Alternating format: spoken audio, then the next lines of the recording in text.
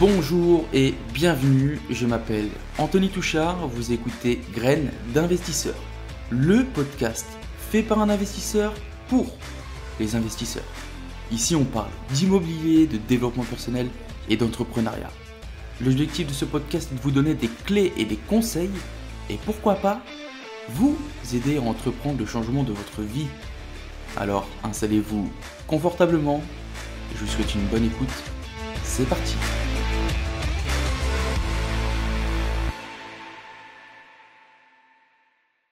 Bonjour et bienvenue tout le monde, bienvenue dans ce tout nouvel épisode du podcast Graines d'investisseurs. Comme d'habitude, c'est Anthony et c'est toujours un plaisir de vous accueillir pour l'épisode du jour. Les amis, j'espère que vous avez la forme, que vous avez la pêche, que vous avez passé une très bonne semaine. Que dire d'autre? Franchement, la pêche, comme toujours.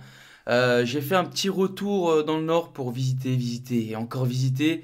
J'ai mangé une vingtaine de visites de mercredi à samedi et j'ai même réussi à caler des visites le jour férié. Là. Je sais plus c'était quoi comme jour férié, mais j'ai réussi à caler des visites et ça c'est quand même un exploit pour un agent immobilier. Bon, résultat des courses, on a trouvé 3 biens intéressants, on est entré dans une phase de négociation, il y en a un qui est bouclé normalement. Donc c'est un ensemble de 2 maisons de 180 mètres carrés. Le deuxième bien c'est un immeuble de 2 appartements qui est franchement il frôle les 10%, enfin on est à 10% quoi, mais je sais pas, je suis pas trop chaud pour celui-là parce qu'en fait on attend là on compte financer deux investissements et il y a le troisième bien qui est hyper intéressant, c'est un bien qui va coûter quand même pas mal et en gros si l'offre passe on va prendre l'autre plutôt que cet immeuble de 2 apparts qui frôle les 10. C'est un bien qui est vraiment top et franchement je serais vraiment trop content si j'arrive à le faire entrer dans notre portefeuille. C'est un immeuble franchement de caractère, il a vraiment du cachet. Il y a 3 étages avec pas mal de dépendances sur le côté. Il y a en tout on est sur 1, 2, 3, 4, 5, 6, 7, 8, 9 lots. Donc franchement, c'est vraiment un gros projet. Il y a un petit peu de réno quand même. Mais franchement, si on arrive à faire concorder tous les chiffres, franchement, ça pourrait être un projet magnifique et un projet qui va vraiment nous permettre de booster d'autres investissements derrière. Donc franchement, j'ai hâte. Là, on commence à travailler au corps là, pour les négociations. C'est pas chose facile, mais voilà. Bon, sinon, j'espère que vous aussi, de votre côté, ça avance, que vous visitez et encore visitez. C'est vraiment important, hein. Il faut se manger des visites pour trouver des bonnes affaires. Donc, faut pas se décourager, faut se donner les moyens. Et c'est sûr que derrière, il y aura des bonnes choses qui vont se passer. Les amis, on passe tout de suite aux questions de la semaine. Question de la semaine de MX@PO. Bonjour Anthony, est-ce que tu vas bien? Écoute, moi j'ai toujours la forme. Alors, je passais par une agence pour gérer un appartement et je comprends pourquoi tu n'aimes pas la gestion en agence. Lol. Ça commence bien. J'ai un locataire qui est sorti de l'appartement il y a 2 semaines avec son préavis, etc. Le problème, c'est que l'état des lieux de sortie du locataire n'a pas été effectué correctement par l'agence qui s'en occupe. Comme c'est bizarre. Je découvre que l'appartement est très sale, le frigo pas lavé avec du moisi à l'intérieur, je te parle même pas des WC, j'ai des mouches et des moucherons partout. As-tu un conseil? Que dois-je faire? C'est l'agence qui doit payer tous les frais de nettoyage ou autre, ou est-ce au locataire? Merci pour ta réponse, passe une bonne journée.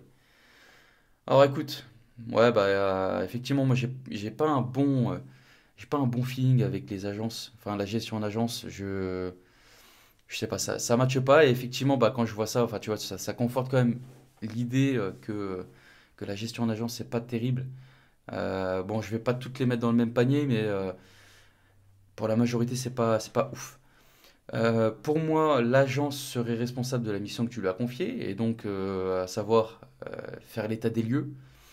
Premièrement, moi, d'abord, je les contacterai pour qu'ils s'expliquent. Je sais pas, t'en es où dans la démarche, mais pour leur expliquer que bah, t'es passé à l'appartement et que bah, l'appartement était dégueulasse et pour qu'ils s'expliquent. Parce que je pense que ils n'ont pas dû retenir le dépôt de garantie, voilà ce que je comprends. Ensuite, moi j'enverrai une lettre recommandée avec accusé de réception pour mettre l'agence en demeure de régler le problème. Faute de quoi, bah, ça sera entre l'agence, je dirais c'est entre l'agence et le locataire de supporter les coûts de la remise en état. Mais après, on va passer par quoi?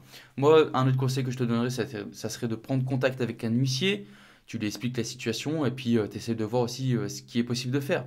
Parce que en vrai, juridiquement, alors je suis pas juriste ni quoi que ce soit, mais moi, juridiquement, je dirais que tu as confié une mission et que même si on est d'accord que l'agence n'a pas fait le taf, je sais pas si vraiment on peut contraindre l'agence à rembourser ou quoi que ce soit. Je vais pas te mentir, ça m'est jamais arrivé. Après, si rien ne bouge, je te dirais de contacter ta protection juridique pour voir ce que eux ils peuvent faire pour te sortir de ce guêpier. Bon, après, je te dirais un appartement sale, pas lavé, etc., etc. C'est pas non plus trop grave. Effectivement, ça va te coûter du temps pour faire le nettoyage. Ou au pire, si t'es pas sur place ou c'est compliqué pour toi, bah, payer une femme de ménage. Effectivement, c'est des frais que tu vas dégager de ta poche. Mais au moins, plus vite c'est remis en état, plus vite c'est reloué, quoi. Enfin, voilà. Après, un deuxième conseil, je te dirais de sortir de cette gestion en agence et de le faire toi-même. Franchement, c'est très simple. Même moi qui suis à plus de à plus de 7 heures de route, j'ai aucun problème de gestion locative. Je fais tout à distance. J'ai quand même un homme à tout faire sur place qui peut aller faire du dépannage, etc. Mais franchement, ça se fait très facilement. J'ai une deuxième question de Caroline. Bonjour Anthony, j'ai écouté tes conseils et je me suis lancé dans l'immobilier il y a à peu près un an. Par contre, je ne vais pas te mentir, je déchante un peu avec mon investissement. Mon locataire paye son loyer en temps et en heure, mais il m'a contacté récemment pour changer un robinet qui fuit. Aucun problème pour moi, je vais sur place lui changer. Et là, quelle surprise quand je rentre dans l'appartement. J'ai découvert que c'est une vraie porcherie, un évier tout blanc, neuf, en grès émaillé, qui est dégueulasse, noir de merde, des déchets, bah, justement. Et ça se concorde avec la question du dessus. Des déchets partout sur le lavabo, des déchets à même le sol. Le jardin que j'avais entretenu est ravagé. Franchement, ça m'a dégoûté. Que faire dans cette situation? J'en ai parlé autour de moi et plusieurs personnes me disent qu'ils sont chez eux. Et tant que personne ne se plaint dans le voisinage et qu'ils vous payent, vous ne pouvez pas leur dire comment vivre chez eux. Par contre, le jour de leur départ, j'ai un peu peur. Mais ça, c'est une autre histoire. Alors écoute, premièrement, malheureusement, effectivement, tu ne peux rien dire. C'est pourquoi quand même le choix du locataire est quand même primordial, même si le risque zéro n'existe pas, mais vraiment le choix du locataire, c'est quelque chose où on doit faire vraiment attention parce que tu peux arriver dans un cas comme t'es, quelqu'un qui était pas tip top lors des visites, etc. Et puis t'as été pressé par le temps ou je sais pas, t'as fait rentrer ce locataire et quand tu l'as fait rentrer, une fois que le bail est signé, bonne chance. Moi perso, un locataire comme ça, vraiment dégueulasse, ça m'est jamais arrivé. Même si c'est vraiment terrible, enfin, si c'est aussi terrible que tu le dis, enfin, je sais pas, j'ai pas l'image, parce que alors, de ce que tu me racontes, moi j'ai l'image. Tu sais, il y avait des sortes d'émissions, je sais plus comment ça s'appelle, femme de ménage de l'extrême ou un truc comme ça. Et elle rentrait dans son appartement, mais elle était ravagée, mais dégueulasse de merde. Alors écoute, si c'est dans ce style-là, tu peux peut-être essayer de rechercher une association par chez toi qui est là pour aider ce genre de personnes. Ensuite, moi personnellement, franchement, je me serais pas gêné pour lui faire une remarque. Je lui aurais fait une remarque sur la propreté. Je sais que c'est un peu tricky, c'est un peu compliqué à dire, mais franchement, c'est ton logement et moi, je me serais pas gêné. Franchement, je me serais pas gêné. Maintenant, pour mettre une petite note quand même positive dans ton histoire, euh, je te dirais que dans ton malheur, dis-toi qu'au moins il est à jour de ses loyers. Et ça, c'est déjà pas mal, parce que ça aurait pu être aussi le cas d'un locataire qui ne paye pas et qui détruit ton logement. Donc là, c'est quand même beaucoup plus compliqué. Ensuite, pour essayer de mettre une note aussi positive, faut peut-être se dire aussi qu'à son départ, il va te rendre l'appartement nickel. Tu peux pas savoir. Maintenant, voilà, si c'est pas nickel, et ben dans ce cas-là, lors du départ, bah, tu garderas le petit dépôt de garantie et puis tu feras le nettoyage, quoi. Il y a pas 100 000 solutions. Malheureusement, dans cette situation-là, tu peux rien faire. Tu peux rien faire. Voilà les questions de la semaine. Et j'aimerais rebondir sur un article que j'ai lu aujourd'hui. J'ai lu un article de l'Obs et je voulais réagir avec vous et avoir votre avis sur le sujet. Et le sujet de l'article, c'est qui sont vraiment les riches de France? J'ai voulu vous en parler parce que quand j'ai lu cet article, j'ai quand même été surpris du contenu. Cet article est rédigé par l'Observatoire des inégalités qui dresse un portrait complet des riches du pays, des riches en France. Et ça, en gros, cet article est là pour permettre d'appréhender au mieux la hausse des inégalités. Alors, l'article commence par l'Observatoire des inégalités publie ce mercredi 1er juin un nouveau rapport sur les plus fortunés de France afin de mieux appréhender cette notion floue, être riche. L'Institut national de la statistique et des études économiques, à savoir l'INSEE, n'établit pas de seuil de richesse à l'inverse de la pauvreté. Aussi, l'association propose de le fixer à 3 673 euros par mois pour une personne seule ou 5 500 pour un couple, soit le double du niveau de vie médian. Et donc, selon leurs statistiques, on a 4,5 millions de Français qui sont considérés comme riches, soit 7,1% de la population française. Il faut savoir quand même que le rapport précise si une personne qui touche plus de 93% du reste, alors si une personne qui touche plus que 93% du reste de la population n'est pas riche, comment peut-on alors la qualifier? Si certains préfèrent le mot aisé, plus doux à leurs oreilles, ils peuvent l'employer. Ça, c'est la petite touche sarcastique pour te mettre pour te mettre une petite claque. Alors, déjà, cette première partie, moi, je suis assez dubitatif. Alors oui, la notion de riche, de richesse, c'est carrément quelque chose d'abstrait. La définition va changer selon les personnes, selon leur vécu, etc. Tout ça, on est d'accord. Mais de là à fixer le seuil de riche à 3 673 euros ou à 5 500 pour un couple, je trouve quand même je trouve quand même cela un petit peu abusé, en sachant que maintenant, pour bien vivre en France, il faut limite être deux à travailler, et que le salaire médian en France aussi aux alentours de 2400-2500 euros. Je pense qu'on atteint quand même assez vite ce palier, et pourtant, je ne suis pas sûr que ces personnes-là se considèrent comme riches. Alors bien sûr, pour les classes les plus démunies, les montants que je viens d'énoncer sont des montants qui peuvent paraître colossales, mais au niveau national, moi je ne trouve pas qu'ils sont abusés. Donc, selon cet article, une personne qui touche 3006 ou un couple qui touche 5005 sont considérés comme riches. Euh, ouais, moi je suis quand même surpris.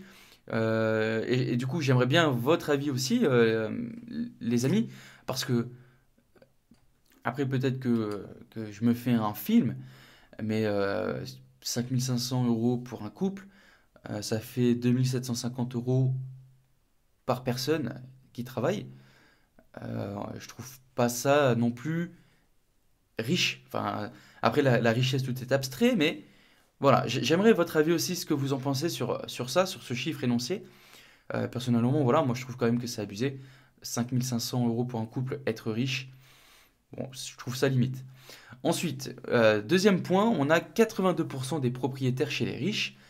La richesse n'est évidemment pas que le revenu et peut être aussi analysée du point de vue du patrimoine. L'observateur établit alors que pour être riche en patrimoine, il faudrait posséder plus du triple du patrimoine médian, c'est-à-dire 490 000 euros, soit 4,6 millions de ménages français sont ainsi dits riches en pierre, soit 16% de la population contre 4%, enfin dont 4% qui sont millionnaires.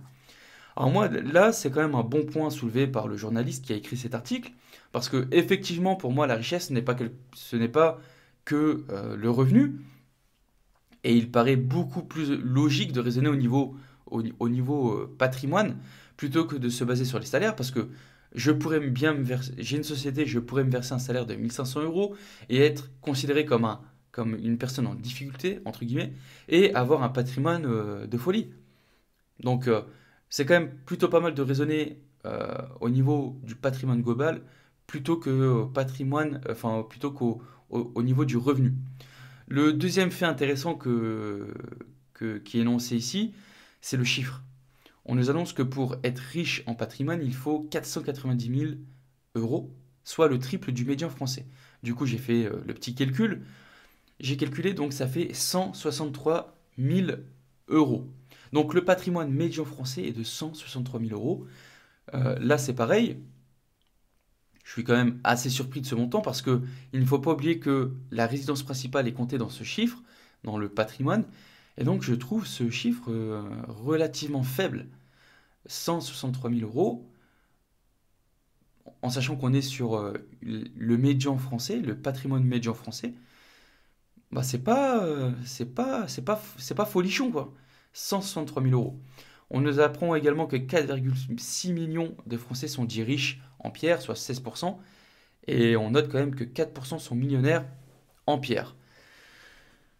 Voilà, je sais pas comment dire. Est-ce que là, pareil, je me fais une idée? 163 000 euros de patrimoine médian français, je trouve ça assez faible quand on compte déjà le, la résidence principale. Alors, j'ai pas recherché euh, la moyenne, enfin le montant moyen d'une résidence principale, mais je vais le faire en même temps. Je vais prendre mon téléphone. Mais franchement, je trouve ça quand même assez léger, 163 000 euros. Et donc là, en live, je viens d'avoir les prix moyens d'achat, les prix de vente moyens. Donc, on est sur l'ancien, on est sur une résidence principale qui s'élève à 227 580 euros. Et sur le neuf, nous sommes à 242 620. Alors, ces chiffres datent de 2019. C'est le site Statista, ouais, .com qui les publie. Alors, les amis, j'ai pas vérifié les sources, hein, vous m'en voudrez pas. Mais voilà. Donc, on note quand même, voilà, c'est quand même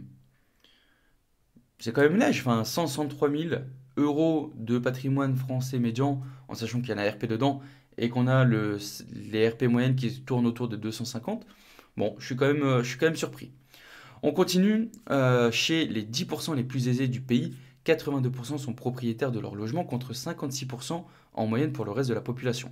Pour compléter le portrait robot, ils ont en moyenne 56,9 ans, vivent surtout en couple et sont en majorité des cadres supérieurs, surtout des cadres administratifs et commerciaux.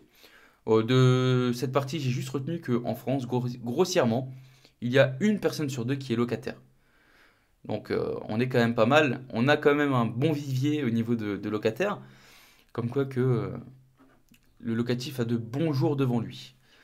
Ensuite, on continue enfin pour la répartition. 16% d'entre eux vivent à Paris ou dans les Hauts-de-Seine. Suivent les régions Auvergne-Rhône-Alpes avec la métropole lyonnaise. Alors attendez, pour Paris, on est à 16% des riches, entre guillemets. Lyon, 12%. La Nouvelle-Aquitaine, Bordeaux, 9%. Et les Hauts-de-France pour 9% également. Alors, Paris et ses alentours, franchement, j'avais pas trop de doutes. Lyon, pareil. Par contre, la Nouvelle-Aquitaine, je suis légèrement surpris. Après Bordeaux, je sais que Bordeaux, ça brasse quand même. Par contre, les Hauts-de-France, je suis carrément surpris. Euh, je trouve quand même surprenant que les Hauts-de-France soient dans le top 5 des riches, entre guillemets. Enfin, des personnes où vivent les riches. Enfin les régions où vivent les riches, tout simplement parce que quand même les Hauts-de-France, il me semble qu'il y a quelques années, c'était le département, alors avant qu'il y ait cette fusion, il me semble que le Nord-Pas-de-Calais, c'était le département le plus pauvre de France. Et donc c'est quand même une, un contraire exceptionnel. Je ne sais pas si à l'heure actuelle on est toujours la région la plus pauvre de France, mais euh, on est quand même dans le top 5 des riches, des endroits où vivent les riches. Et ça, c'est quand même ouf. Bon, on continue, dernière partie. Si 83% des Français détiennent au moins un livret bancaire, tout en haut de l'échelle, le patrimoine s'étoffe de propriétés immobilières, mais aussi de biens professionnels, de placements financiers et d'objets de valeur, bijoux, voitures, œuvres d'art. Au total, les 10% les plus fortunés détiennent près de la moitié de l'ensemble du patrimoine des ménages. Et ça, c'est quand même pas mal. 10% des plus fortunés en France détiennent quasiment la moitié du patrimoine total des ménages. Bon, je pense que le chiffre est sans équivoque. Euh, Là, enfin, je sais pas quoi analyser là-dessus. Je vous dirais juste qu'il faut qu'on se sorte les doigts, puis qu'on rejoigne ce top 10, les amis, pour nous aussi faire partie des personnes qui détiennent près de la moitié du capital, enfin du patrimoine des Français. Et voilà. Les amis, je compte sur votre soutien. Une petite participation à ce podcast. Laissez votre petite note 5 étoiles.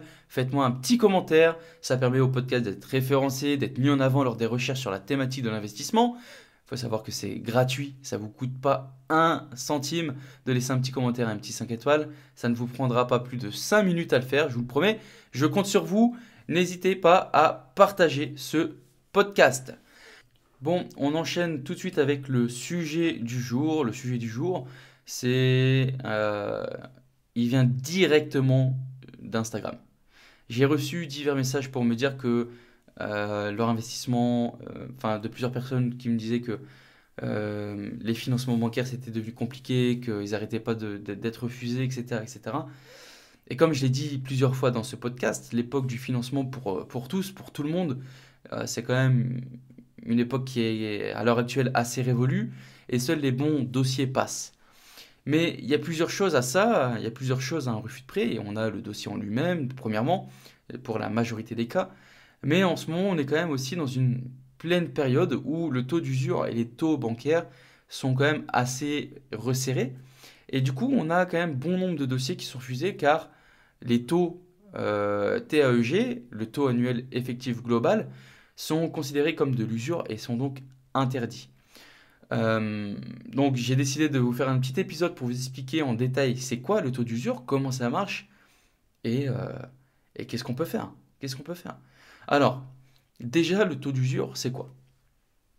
Le taux d'usure, ça correspond au taux maximum légal que les établissements de crédit sont autorisés à pratiquer lorsqu'ils vous accordent un prêt. Ils sont fixés à la fin de chaque trimestre pour le trimestre suivant. Ils sont fixés par la Banque de France et le taux d'usure vise à vous protéger des banques, entre guillemets, de vous protéger d'éventuels abus. Alors, le taux, ou on va dire entre guillemets le seuil d'usure, c'est le taux maximal auquel un prêt peut être accordé. En gros, un prêt est considéré comme usuraire lorsque son taux annuel effectif global, et ça c'est important à prendre en compte, c'est pas le taux que la banque va vous proposer, le taux qu'on voyait qui vous disent oui bah tiens ton taux il est à 1,17. Non, ce qui nous intéresse c'est le taux annuel effectif global. Donc le TAEG, anciennement TEG pour les plus anciens. Et donc ce taux est considéré comme usuraire lorsqu'il est supérieur au taux de l'usure. Le TAEG est le taux auquel on se réfère pour apprécier si une offre de crédit dépasse ou pas le seuil usuraire. Je fais un petit rappel quand même pour le TAEG. C'est quoi? Le TAEG, ça comprend plusieurs choses. On a le taux d'intérêt de base, le taux nominatif, ça comprend les frais, les commissions et des rémunérations diverses. Par exemple, les frais d'inscription, on a les frais de dossier par exemple, on a également les primes d'assurance emprunteur lorsque l'assurance obligatoire est souscrite simultanément. Donc là, on a déjà un petit tips. Et il faut savoir que l'usure, enfin que un taux supérieur au taux d'usure, c'est un délit passible d'un emprisonnement de 2 ans et d'une peine d'amende de 300 000 euros. L'amende vient du code de la consommation, je l'ai noté, c'est vraiment juste de la culture d'homme du monde, mais voilà. Alors, comment est calculé le taux d'usure? Le taux d'usure, je vous l'ai dit au tout début, c'est la Banque de France qui va fixer le taux d'usure à partir des taux effectifs moyens qui ont été pratiqués par les établissements de crédit et sont augmentés d'un tiers. Les seuils de l'usure sont publiés dans le journal officiel à la fin de chaque trimestre pour le trimestre suivant, et ces seuils varient en fonction du montant emprunté, de la durée d'emprunt, de la catégorie des prêts. On a, à savoir, on a les prêts à la consommation, on a les prêts à taux fixe, les prêts à taux variable, on a les découverts en compte, les crédits renouvelables, etc. En lien dans l'épisode du podcast, je vais vous mettre le site où vous pouvez aller consulter ces fameux taux d'usure émis par la Banque de France. Pour votre information, j'ai également été chercher, tel un bon prince, j'ai été chercher pour vous le taux d'usure actuel. Alors, le taux d'usure actuel pour un prêt immobilier sur 20 ans, il était de 1,80 pour le premier trimestre, à savoir que maintenant il est à 2,40 pour le deuxième trimestre. À quoi ça sert concrètement le taux d'usure? Alors, le taux d'usure, et ça a été mis, c'est quelque chose qui a été mis en place en fait pour fixer un taux à ne pas dépasser pour permettre de protéger l'emprunteur contre des taux excessifs qui lui seraient proposés. Parce que des taux d'intérêt trop élevés pourraient placer l'emprunteur dans une situation qui est une situation financière difficile et à plus grande échelle, sur plusieurs ménages, etc., ça peut déstabiliser aussi l'économie globale du pays. Et donc le taux d'usure a été mis en place parce qu'il va jouer un rôle de régulateur. Voilà grosso modo euh, pourquoi une partie des dossiers sont refusés à l'heure d'aujourd'hui pour le taux d'usure. Et tout à l'heure, je vous disais qu'il y avait un petit tips. Le petit tips, c'est quoi? On peut être refusé pour motif de taux d'usure. Alors, ils vont pas vous le dire clairement, d'accord? Mais il y a quand même plusieurs moyens, il y a plusieurs solutions pour éviter ce fameux taux d'usure. Notamment, la première pour faire baisser votre taux, c'est de changer d'assurance emprunteur. Il faut savoir que l'assurance emprunteur, ça représente une grosse part du prêt immobilier. On est entre 30 et 50% quand même. Et il faut savoir que votre assurance de prêt peut être aussi la cause du dépassement de taux d'usure. Et donc, à vous de mettre en concurrence les assurances de prêt immobilier. Vous pouvez réduire de manière significative le taux de votre crédit et donc ne pas dépasser ce taux d'usure et surtout de faire d'importantes économies. Vous pouvez également négocier les frais de dossier à la baisse en situation de dépassement du taux d'usure. L'établissement prêteur va être quand même assez souple pour essayer de faire baisser ses frais de dossier. Donc, c'est un petit point à soulever. Vous pouvez peut-être baisser juste en demandant, vous pouvez baisser les frais de dossier. Il faut également aussi, si vous empruntez à deux, essayer de jouer sur la quotité des emprunteurs. Vous pouvez par exemple choisir de ne couvrir que chaque emprunteur à 50% et donc de faire baisser le coût de votre assurance de prêt. Maintenant, on a quand même un risque avec cette solution parce que ça diminue la protection de chacun et voilà, s'il arrive un problème, bah c'est pas de chance. Ensuite, il n'y a pas de secret, augmenter son apport personnel. Cette solution, pour nous Français, c'est généralement la solution la plus difficile à appliquer. Parce que dès qu'on doit sortir un peu d'argent de notre poche, ça fait toujours mal. Mais voilà, ça va permettre aussi de diminuer le capital à emprunter et donc, par conséquence, baisser le taux d'usure.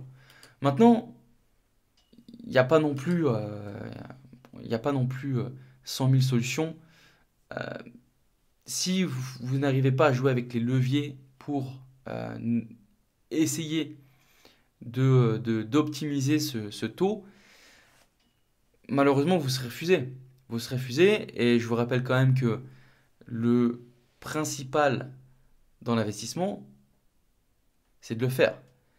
Donc, alors, sauf, je ne vous dis pas de faire un prêt de 100 000 et de poser 50 ou 60 000 euros sur la table, loin de là. Mais par contre, Voilà, faut se bouger, faut se donner les moyens. S'il faut mettre un peu plus d'apport pour essayer de faire passer, eh ben on met un peu plus d'apport. Les amis, c'est vrai que je l'ai déjà répété à travers ce podcast, mais ça devient de plus en plus compliqué. On n'est plus en 2017, 2018, 2019, 2020. C'est, ça commence à se restreindre. Là, vous le voyez tous que les taux remontent. J'ai eu un taux, il y a quoi? Il y a même pas un an, j'ai eu un taux à 1,07. Ce taux-là, je le revais pas, on le reverra pas d'aussitôt. Clairement, je le sais. On va beaucoup plus aller vers les 2,50. Alors attention, je suis pas Madame Irma, mais moi je pense qu'on va beaucoup plus haut que 1,50 et 1,80. Donc à un moment, il va falloir jouer aussi sur les leviers qu'on peut activer à notre niveau pour essayer de faire rentrer ce prêt et de décrocher ce prêt. C'est le plus important. Voilà les amis, j'espère que cet épisode vous aura plu, que vous avez appris quelque chose, ce fameux taux d'usure. C'est tout pour aujourd'hui, je vous souhaite plein de bonnes choses. N'oubliez pas 1% chaque jour et à la semaine prochaine. Ciao ciao ciao.